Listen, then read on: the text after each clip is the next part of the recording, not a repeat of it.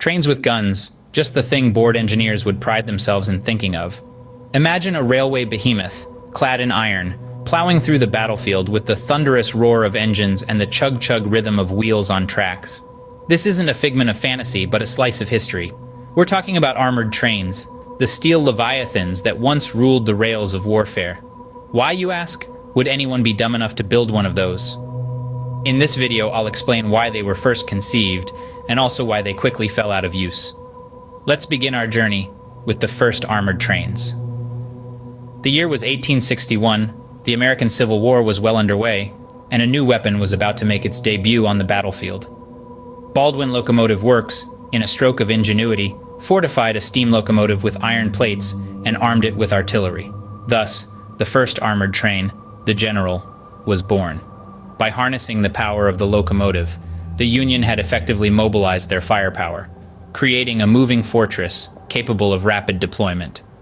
The United States decided to build this train because the South had begun repeatedly attacking a train used to transport Union soldiers to the front.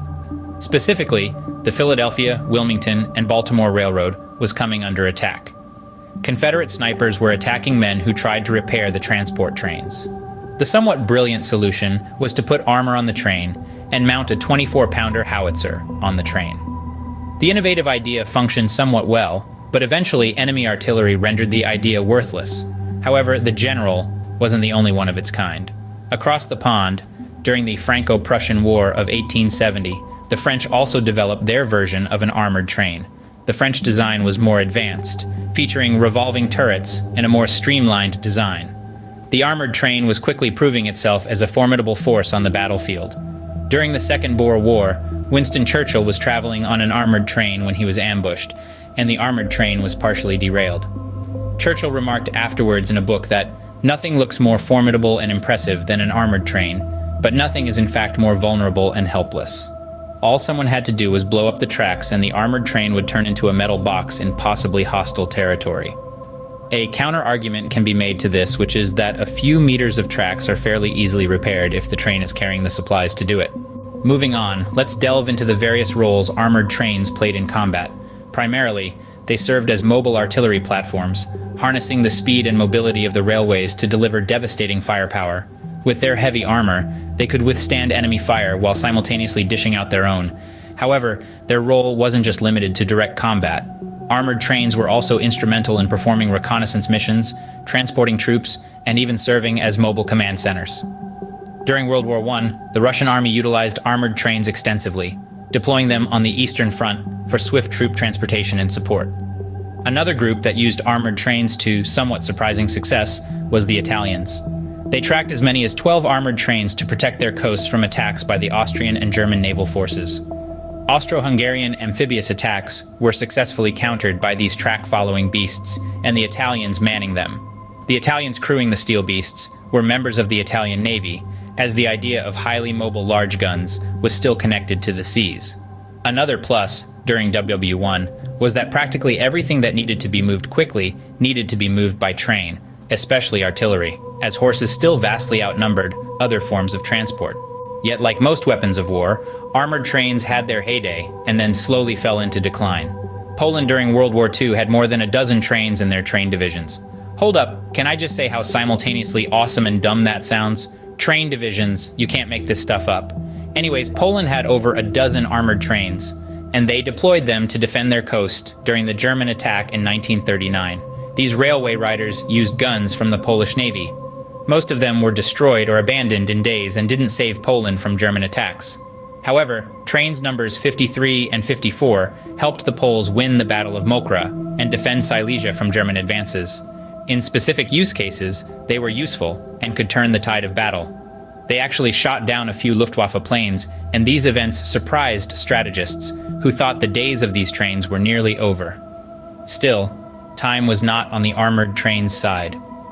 The invention of tanks, aircraft, and more advanced artillery rendered the armored train less effective.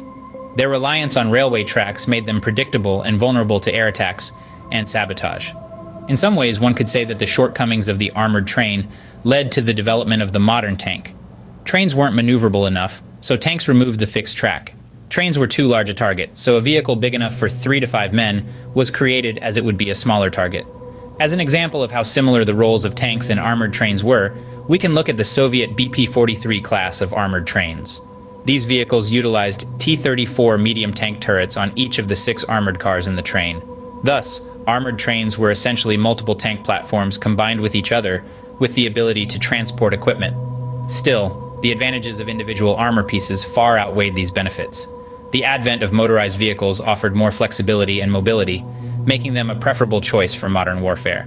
While armored trains did exist on both sides, their chances of drastically affecting the outcome of the war was non-existent.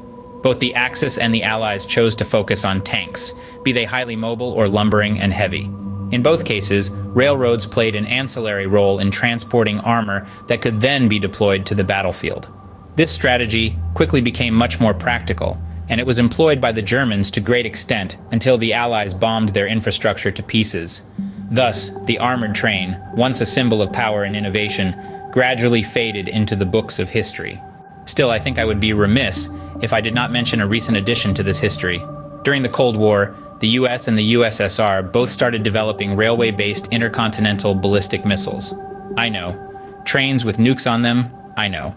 Unfortunately, the Soviets ran out of money to implement them in the late 1980s, and all railway-based missiles were scrapped by 2005. This is honestly sad because trains that can roll up and fire nukes would at the very least be great basis for many memes and altogether a hilarious thing. In addition, there is the odd detail that Russia is still using armored trains for other purposes in 2023. They are used for VIP transport, as planes are viewed as too dangerous.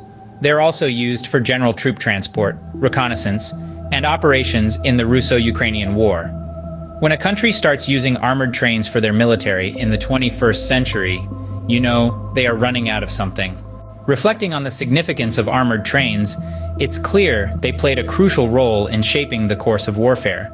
They were a testament to human ingenuity, a blend of technology and strategy that revolutionized combat. They were also perhaps a precursor to the tank, the modern behemoth that still roams battlefields today. However, their decline underscores an important aspect of military science: the constant evolution.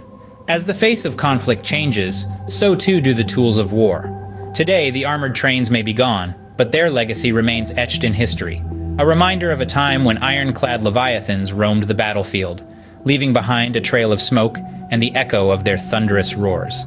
Now we are left with tanks, which are really the natural evolution of heavily armed trains. It is personally a fascinating idea to consider where the current trends of warfare will lead the armor we have now. What do you think? Are tanks here to stay, or is there another platform still in development or unthought of that will replace them? Finally, were armored trains a stupid idea? Are you pro-armored train? Let me know in the comments down below. I'd love to hear your thoughts.